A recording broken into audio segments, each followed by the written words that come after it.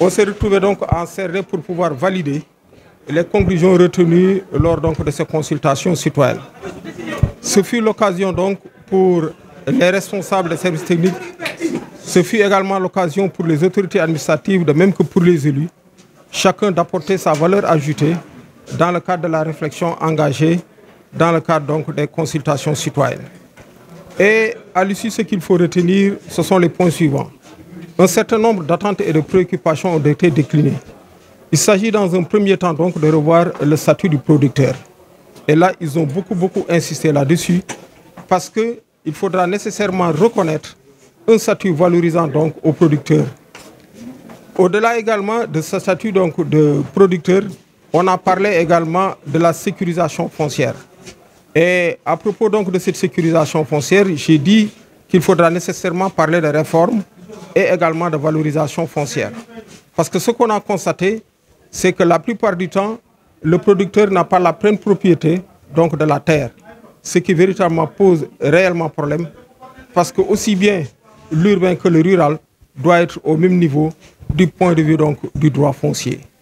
Au-delà également, il y a d'autres aspects qui ont été évoqués ici. C'est la question donc du financement des activités agricoles.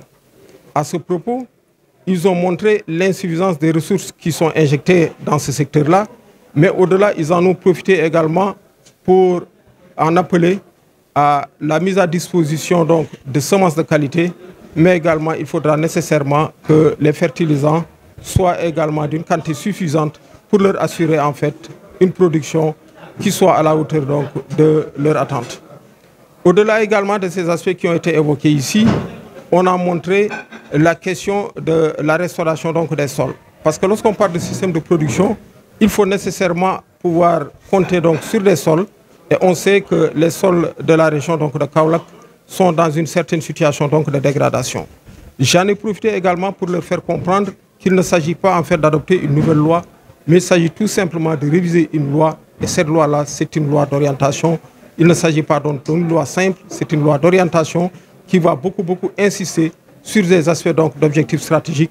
Et voilà pourquoi j'ai demandé à ce qu'on puisse recadrer une fois de plus encore la réflexion autour donc de cet objectif d'engager la réflexion donc sur la loi d'orientation agro-silvopastorale.